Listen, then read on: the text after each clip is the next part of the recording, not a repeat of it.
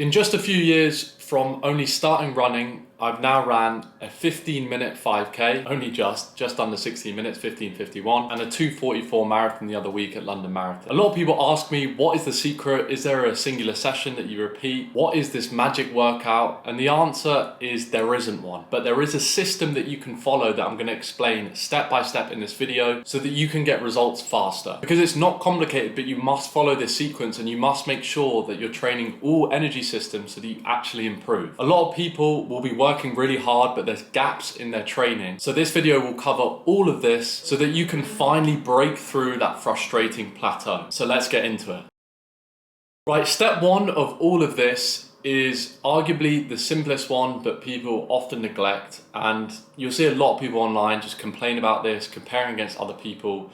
But it's so important to just set the standard for yourself on what is realistic. So in this initial step, before you even think about any workouts, you must audit your hours. Ask yourself this simple but often neglected question, and that is, how many hours can you realistically train per week? Because from this, then you can work out what sessions, what frequency, and what is going to be the optimal schedule for you, because it's going to be different for everyone. If you have kids, you're obviously going to have to probably get up early. You might have less training windows. If you work as a lawyer in the city, or you work as a nurse and you do night shifts, everyone's going to be different. But the most important thing is that you cannot just not go to your job. You have these commitments as a father, as a mother. Whatever it is, you must audit and be realistic with yourself. How many hours spare do I have to commit to training? The second thing you'll realize is that you probably do waste more time than you think. Could you get up half an hour earlier? Is there time to squeeze 45-minute easy run in your lunch break? There's going to be a lot of random fluff throughout your day that you could probably cut out. Spending time on your phone, extended work meetings. Be disciplined and make sure that you prioritize your health and you find your time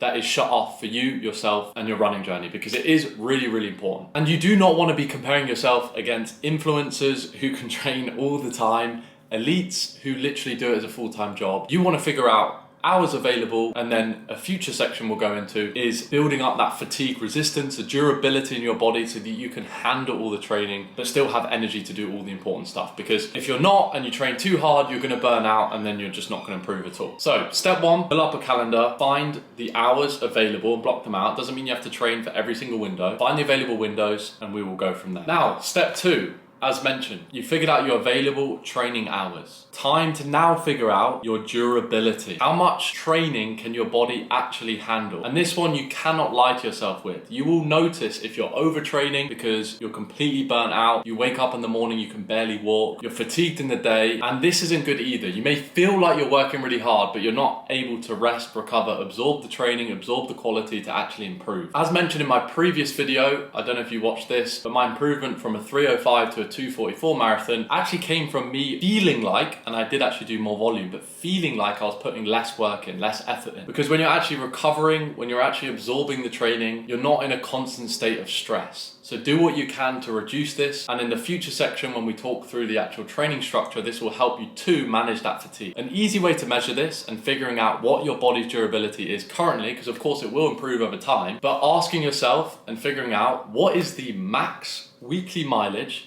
that you've sustained for 4 weeks consistently. Not one random super week where you did an ultra marathon or one where you're in a marathon block and then you came back down. 4 weeks consecutively, what was the average total weekly mileage? And this can be lifetime as well within the previous, say, 4 or 5 years to figure out what can your body handle. And then the important thing is to not blow past this, but start at this consistent mileage and then build and gradually build from there. The number one factor that's going to help you improve is being able to consistently run more year on year. And how do we do this? We make sure that our body is durable. We make sure that our fatigue resistance is high so that we can actually handle the training. Next question to ask yourself is how much of that training time goes into running versus cross training or hitting the gym? Because we still only have maximum time available to train. So then we need to figure out how do we distribute that into running, cycling, swimming if you do that, and also the strength training. Because if you currently can't handle high running mileage, then you can still build your aerobic engine through cross training. And this will be a much safer way to get fitter over time, which will in turn improve your running. For me personally, a massive unlock in my most recent marathon block was doing indoor bike sessions. The reason being is that it gave me heat adaptations. I was able to squeeze out additional aerobic training, and it wasn't a substitute for running, it was additional aerobic training hours that I knew my body could handle, it could adapt to, and therefore it would improve my marathon time and help me get faster. But we'll go into the actual target sessions and how you figure out your distribution of cross-training versus running in a future section. For now,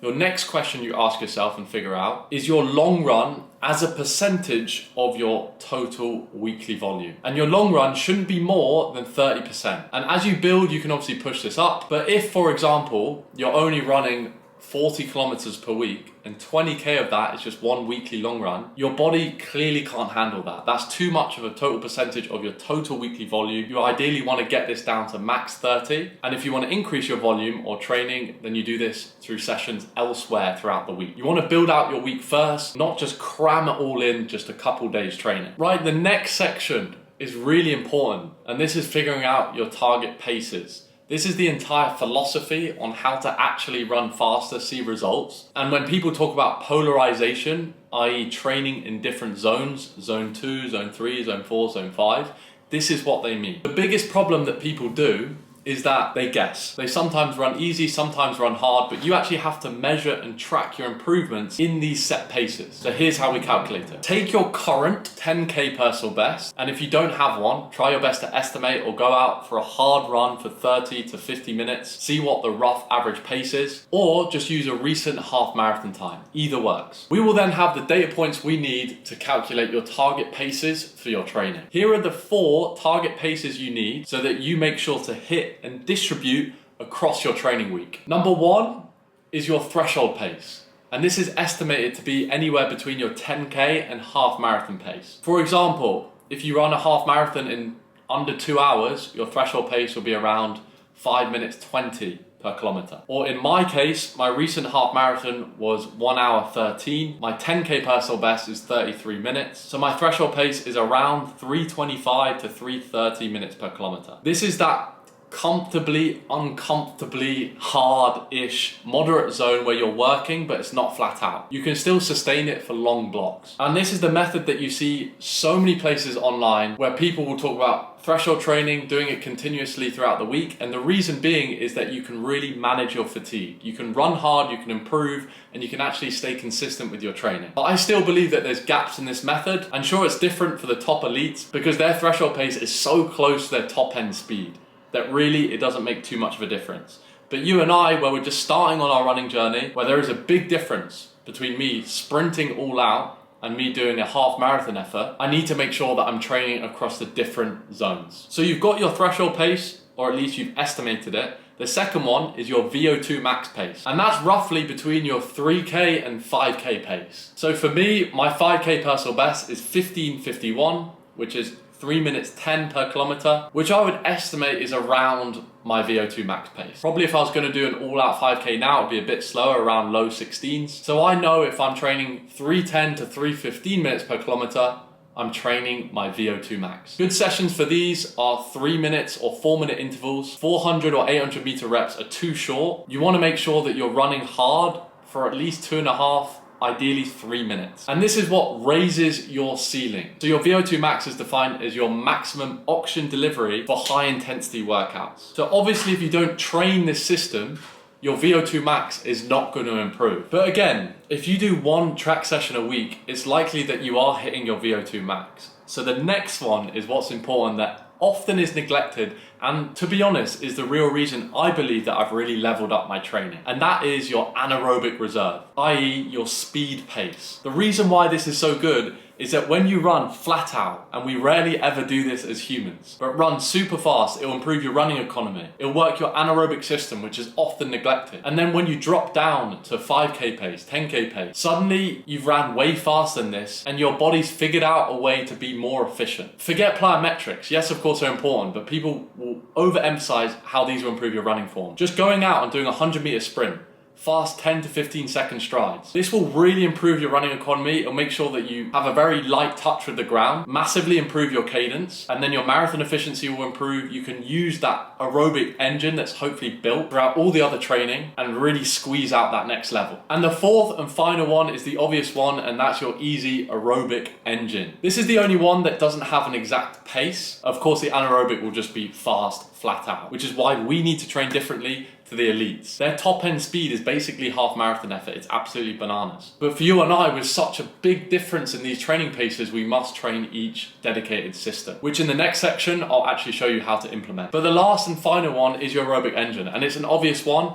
It's just making sure that you don't run faster than a certain pace. You keep the effort nice and easy. You go off heart rate rather than pace. This makes up 60 to 70% of your training. It can be done through swimming, bike, running. And this is an honest assessment that you have to figure out. If your body can't handle the high mileage, then introduce cross training. You can still build an amazing aerobic capacity. Some days it'll be slower than others. The important thing is not to have a rigid pace. You just want to go on effort, keep it easy, and have a low heart rate. Now, here's the rule. Of course, if you're a beginner, even intermediate, even for myself, I cannot hit every single system throughout an entire training week. I need a 2-week cycle. Reason being is that I only have 2 hard sessions a week. So if I tried to squeeze in an anaerobic, VO2, threshold, and then all my easy running, I'd be too cooked. I wouldn't be able to sustain it. But with a 2-week cycle and some other tricks and hacks that I'll go into later, you can train that full distribution and actually improve and get faster. So to fit this in a 2-week distribution, an example could be easy Monday, and this can be either cycling,